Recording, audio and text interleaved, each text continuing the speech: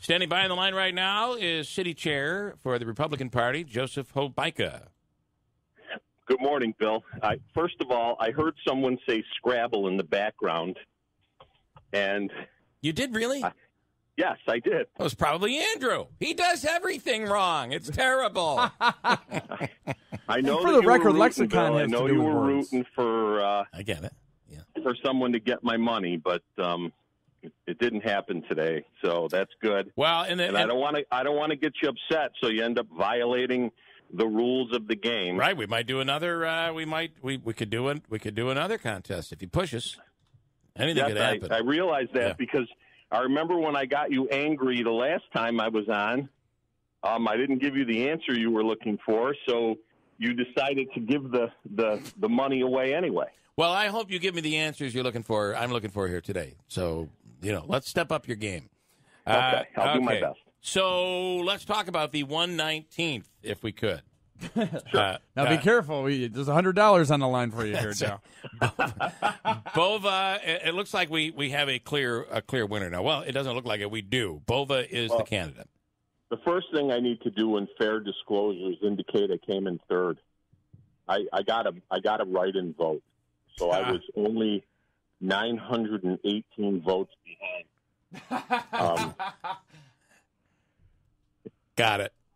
So I'm one ahead. I'm one ahead of you. Okay. So thanks, Joe.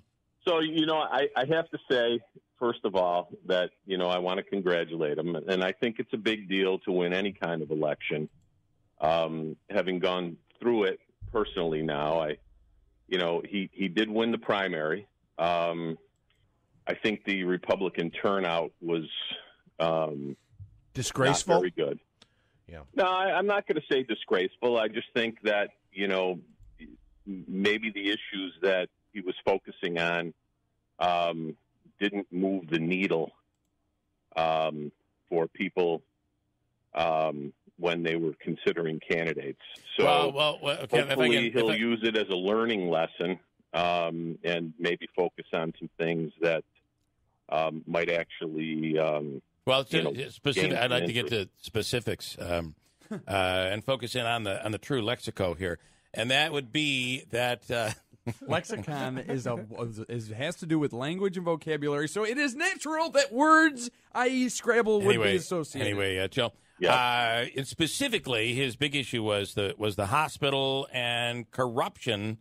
So I don't think I have to add even think corruption that, of Anthony Brindisi and Pacenti. I don't think it moves the needle. I don't think people are looking or moved by negativity. I think that people want to hear ideas. People want to hear that you're going to I guess kind of be a little bit more considered. Yeah. When you're campaigning, I think both these guys are neophyte. I guess politicians. So they don't. I don't think they quite. They didn't quite have the necessary experience. Maybe this will give them some experience. I'm not quite sure. What is going to happen in the general. So I think that, it's been a very, very strange election season anyway, with challenges on the ballot and, some of the controversial statements that, all of the campaigns have been making and the positions that they've been taking. So I'm just hoping that, there'll be a little bit more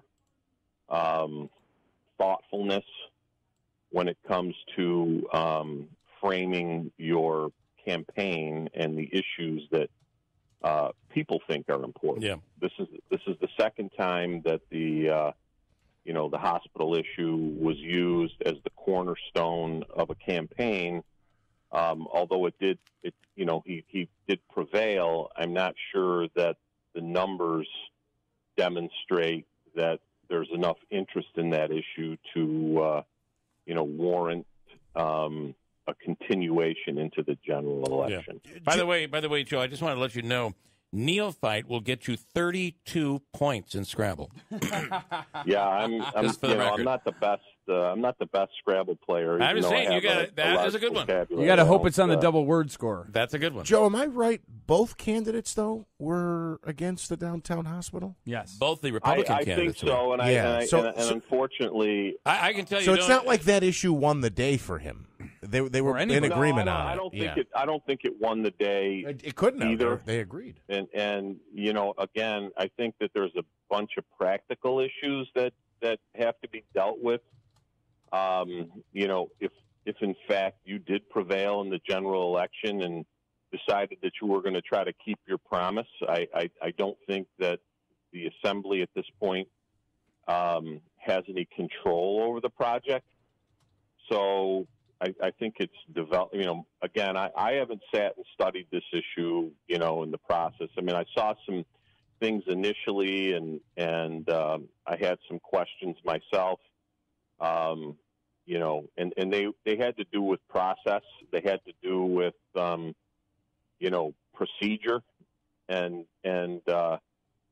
so that, I mean, generally I always come at things, from that perspective. So basically, what you're saying is that, and this is something that I said in the very beginning, which I think led your candidate to no longer come on the air, because I criticized him over the hospital, saying you should look into the position of Assembly to see what it is that you can actually accomplish, because I don't think you would have the ability to move the hospital project or to stop it as an Assemblyman. So you're saying you're confirming that?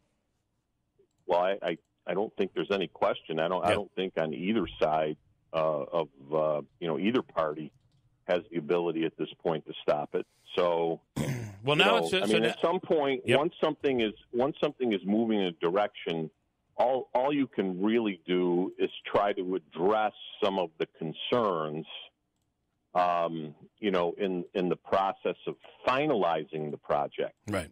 I learned that from my father. I mean, at some point, you want to take a shot at trying to stop something, fine. The minute it does not look like it's going to be able to be stopped, then you have to take steps to try to at least address some of the major concerns, or at least get them in front of people so that they'll at least consider them. And I think most people in positions of authority, in a community will take, thoughts and ideas into consideration. They may, I think that, again, just something I learned from my dad, the idea is if you can communicate the thought, communicate the idea, and at least give someone an opportunity and to consider it and, either address it or, there's nothing you can really do when someone wants to ignore it, but at least you've raised the issue. At least you can put your head on your pillow at night saying, okay, I raised the issue. I did what I could. Tomorrow's going to be another day. Perhaps my ideas will prevail, at that point. And I think that's the most important thing. You're not going to win every fight. It's just the way it is. I learned that, when I was on the water board. I learned it when I, was, representing various boards. You're not going to win every discussion. You're not going to win every argument. And your ideas aren't always going to prevail. But so I can't stop. I have to ask. It almost seems as if you're sending that you're acknowledging that Bova has won. You now have a candidate, but as the city chair, are you sending a message to your candidate? Because it sounds like you are. No, it's no. I'm not sending a message to my candidate. I'm sending a message to basically everybody that holds an office around here. Okay. And I hold myself to the same standard. I think it's important to, listen to people's thoughts. I think it's important to listen to people's ideas. But I think it's more important to focus on process than and not to stake everything on one particular issue or idea. And again, I just don't think that works in successful government. Got it. And that's, unfortunately, I think the tenor of the times right now.